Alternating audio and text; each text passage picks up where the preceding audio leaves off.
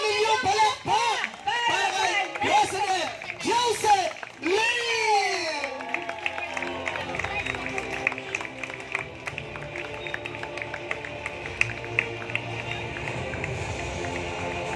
Yun, good morning po. Upo muna po kayo para medyo ma-relax kayo kasi medyo mahaba-haba po yung sasabihin ko. Okay, number one na gusto ko pong sabihin, gusto ko lang magpasalamat kasi it's not that easy gumawa ng ganitong event.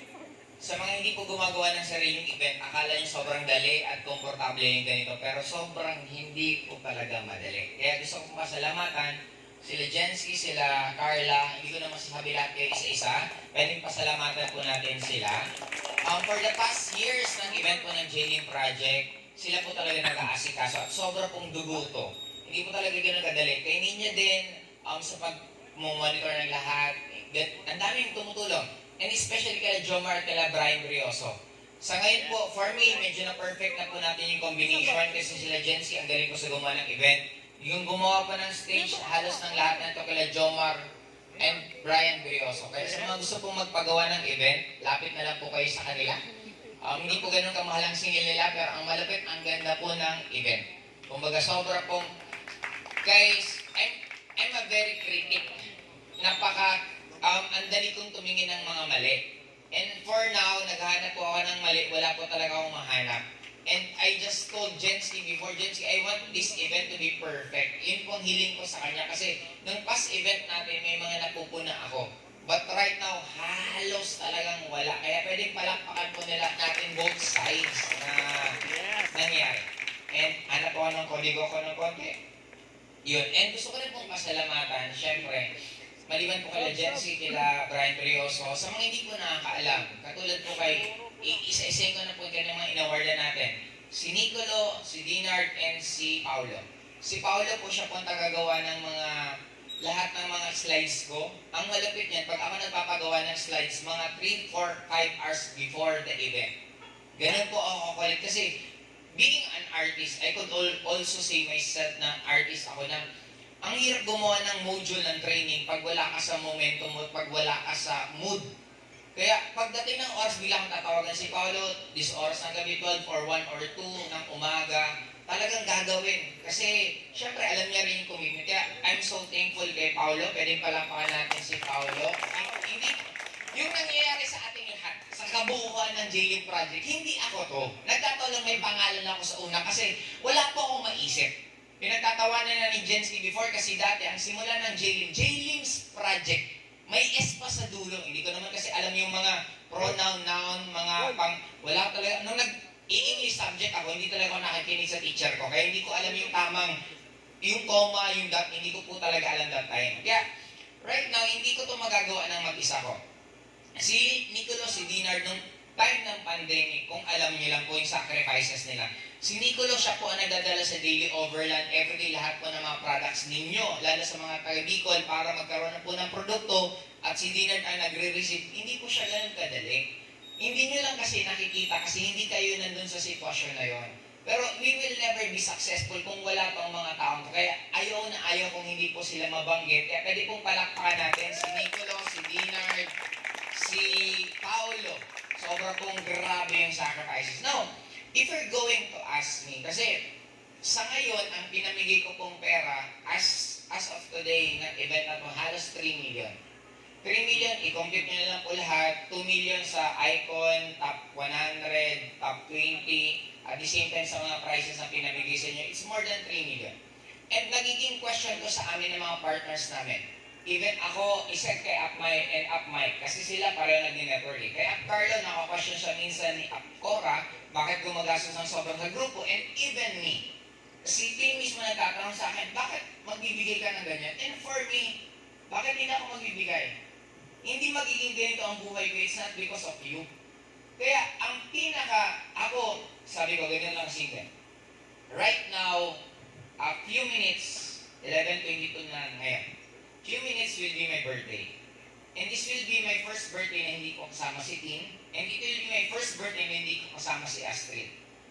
Marami sa inyo, if you're going to ask, na sasabihin nyo na, oh, bakit hindi ka nandun? Bakit hindi ka na, you have all the reason para pumunta doon. Pero for me, kung magkakaroon ako ng number one priority, kayo yun.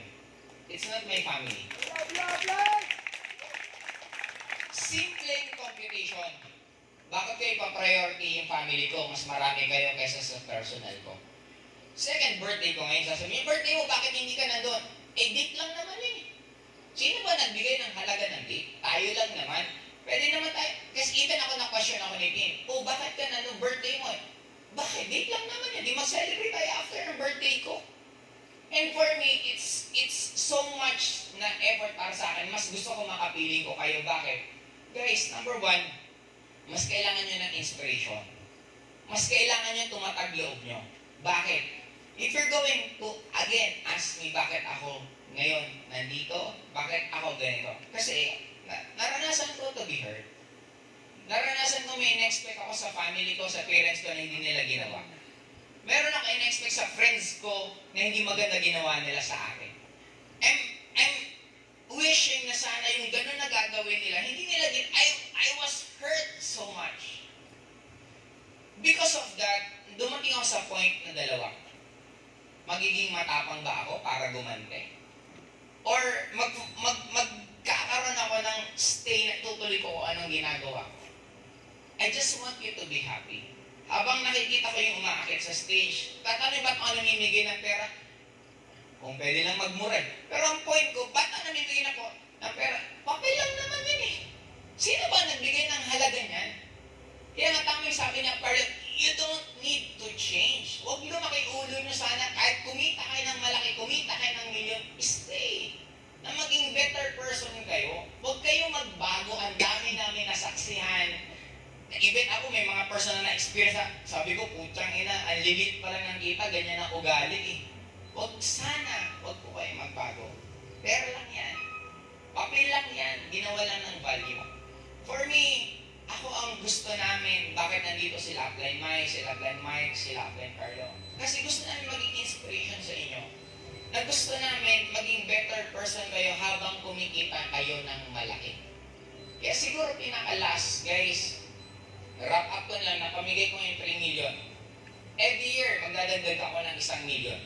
Kaya next year na event natin, magpo-4 million ang ipamimigay ko. Kung kanina, magkaning total ng top 100? 20 times 20. Hindi nyo maalala. Okay.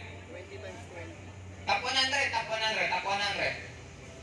20 times 20. 10,000 times 20. Yan. Top 100, the top 1, top 2, top 3, pinakamarami. Yun. Magkano, Jay? 1.7 million. Dadagdagan ko na po para medyo mas kiligin tayo ng konti. Gagawin ko pong 2 million ang pamimigay natin next. Warriors, nasa likod kayo, ayusin nyo. Dapat tayo mananalo. Yari kayo sa akin pag hindi tayo nanalo. Okay? Ang laki ng gastos ko.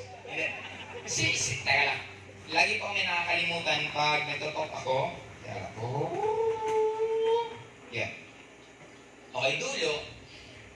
Mahal ko kayo. Bakit ko kayo mahal? Nasaktan ako ng so many times. Nasaktan ako sa expectation ko sa parents, nasaktan ako sa expectation ko sa friends, nasaktan ako sa iba't ibang senaryo ng buhay ko. And, kung kayo naghahanap ng magulang na magtitiwala sa inyo na hindi nangyari, kung maghanap kayo na magtitiwala sa inyo ng kaibigan nyo na hindi nangyari, hayaan nyo na kami na pumuno. Kami pupuno na magaling kayo, guwapo kayo, maganda kayo. Kaya yung makuha kung ano man ang gusto nyo sa buhay. Kung hindi man na-provide yan ng tinatawag na blood family nyo, hayaan nyo ang JD Project. Hayaan nyo kami ang mag-provide na magre-remind sa inyo kahit anong pangarapin nyo sa buhay nyo, kaya nyo makuha. Kaya simulan natin na, just imagine, even kay Apmay nagbibiro kanina nandito right now, na parang walang pandemic. Kasi ako, I always believe, pag oras mo na, oras mo. Pero isa lang ang sigurado ko, guys. Maniwala ka lang. Kasi lahat ng umakyat dito sa stage na to, naniwala lang sila na makukuha nila pangarap nila. We are just like you. Huwag niyo kami tingnan na ibang tao. Pare-pareho tayong itsura, dalawang kamay, dalawang paa, dalawang mata. Naniwala lang kami. Pinanindigan lang namin at tinuloy-tuloy lang namin. Kaya ngayon, eto na ang buhay namin. Kaya for me, last ko na lang sasabihin sa inyo lahat. Kung ano man ang pangarap nyo, kung dumating man sa point na nanghihina ka, nandito kami na magsasabi, kaya mong makuha kung ano man ang gusto mong marating sa buhay mo. Kaya ba yun, guys? Kaya 2020, it's just a warm-up. Panisin natin lahat ng iba't ibang networker, hindi lang sa Easy at hindi lang sa iba't ibang kumpanya. Panisin natin sila ng sobra kasi ako ang wish ko, ang araw ng isang taon is 365 days, that is average. Punuin niyo po ako ng schedule. Aayusin ko lang po after pag-uwi ko ng Bicol, punuin niyo. Ang gusto ko, meron po akong talk umaga, hapon. Pagurin niyo ako ng sobra. Bakit? Guys, ang ganda na ng buhay namin. Gusto namin maitawid namin ang bawat isa sa inyo. Kung magkano man ang kinikita namin ngayon, dapat darating ang oras, yun din ang kikitain ninyo. Yun lang po. Thank you and good morning! Milyong-milyong palakpak para sa ating President, Mentor Joseph Lim! Okay, nakita kayong dalawa dito para may kasama naman ako dito. Ang hirap kaya magsalita na mag-isa. Oo. Oh, guys, ano tayo? Ang wine toasting. Ang tawag ko dito, advanced celebration. Bakit advanced celebration? Kasi alam ko gaganda ng sobra mga buhay ninyo. Oo. Hindi ba lang po yung ininom ko kasi baka magkahalo-halo. Hanggang umaga pa po tayo dito. We are just starting. Basta taga-JLIM project, there's so much sleep after that. Kaya enjoy nyo ng sobra. Huwag po kayo matutulog. Maglalasingan pa tayo. Maliligo pa tayo dyan lahat. And pwede pa kayo magbihis. Kaya right now, maghanap na po kayo ng mga alak para lahat po na magtotos. Sigurado, magbabago ng sobra ang buhay nyo ngayong 2021. This is the time para magpasalamat kayo sa mga uplines nyo, sa mga taong nagpabago ng buhay nyo.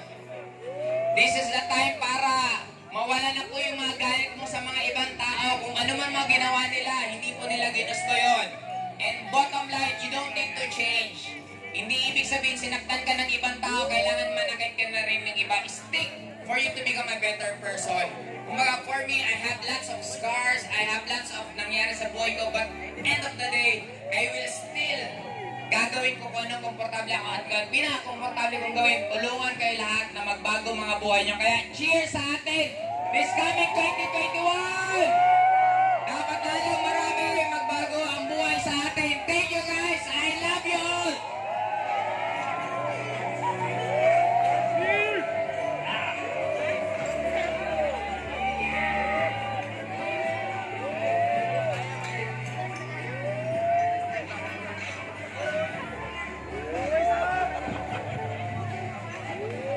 Again, thank you, Mentor Joseph Lim. Grabe.